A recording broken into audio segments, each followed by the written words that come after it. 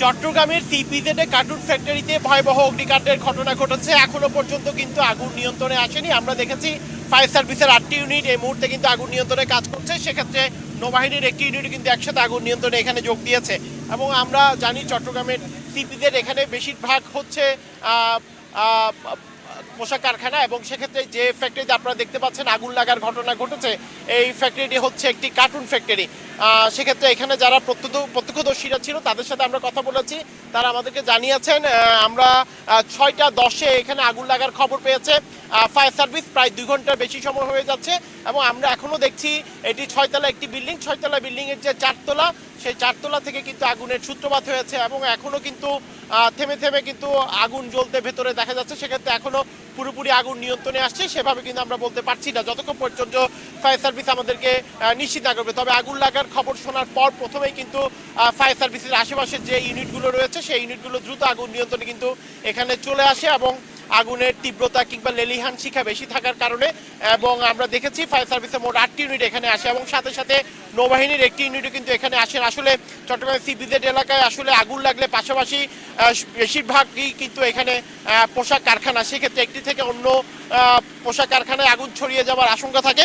সেই কারণে কিন্তু দ্রুততার সাথে আমরা দেখেছি ফায়ার সার্ভিসের ইউনিট এবং বেবজার নিরাপত্তা কর্মকর্তা যারা রয়েছে এবং বেবজার যে নির্বাহী পরিচালকের সাথে আমরা কিছুক্ষণ আগে কথা বলেছিলাম, তিনি আমাদেরকে জানিয়েছেন আগুন নিয়ন্ত্রণের সর্বোচ্চ চেষ্টা করা হচ্ছে। তবে কি কারণে কিভাবে এখানে আগুন লাগার ঘটনাটি ঘটেছে সেটি কিন্তু এখনো পর্যন্ত আমরা আসলে জানতে পারিনি। তবে ফায়ার সার্ভিস যখন আগুন পুরোপুরি নিয়ন্ত্রণে নিয়ে আসবে তখন হয়তো আমরা জানতে পারবো কিভাবে এখানে আগুন লাগার ঘটনা ঘটেছে। আপনারা দেখতে পাচ্ছেন ফায়ার সার্ভিসের সাথে কিন্তু নৌবাহিনীর একটি ইউনিটও কিন্তু আমরা এখানে দেখছি আগুন নিয়ন্ত্রণের কিন্তু চেষ্টা চালিয়ে যাচ্ছে।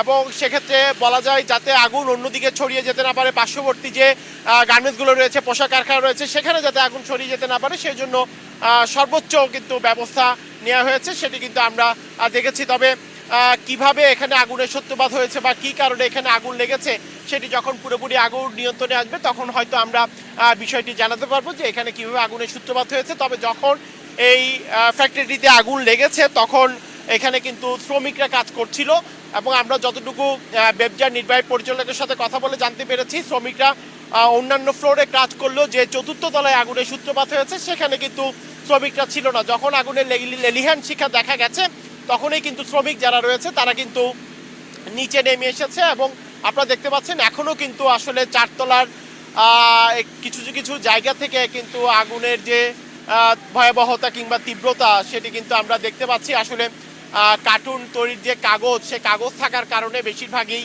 কিংবা অন্যান্য বিভিন্ন জিনিস থাকার কারণে সেক্ষেত্রে আগুন এখনও পুরোপুরি কিন্তু নিয়ন্ত্রণে আনা সম্ভব হচ্ছে না। তবে আমরা দেখছি ফায়ার সার্ভিসের সদস্য থেকে শুরু করে নৌবাহিনীর সদস্য যারা রয়েছেন সবাই কিন্তু অক্লান্ত পরিশ্রম করছেন এবং তারা কিন্তু আগুন যাতে দ্রুততার সাথে নিয়ন্ত্রণে চলে আসে সেই জন্য আমরা দেখছি এখানে সর্বোচ্চ চেষ্টা চালানো হচ্ছে। তবে আগুন লাগার খবর শোনার পর প্রথমেই কিন্তু এখানকার যারা শ্রমিকরা রয়েছেন, যারা কারখানাগুলোতে কাজ করেন, পোশাক কারখানাগুলোতে কাজ করেন, তারা দ্রুততার সাথে কিন্তু এখানে চলে আসেন এবং সবাই একসাথে মিলে কিন্তু আগুন নিয়ন্ত্রণের চেষ্টা করেন। প্রায় 2 ঘন্টারও বেশি সময় অতিবাহিত হলেও কিন্তু এখনো পর্যন্ত আমরা দেখছি আগুন কিন্তু এখনো নিয়ন্ত্রণে আসেনি।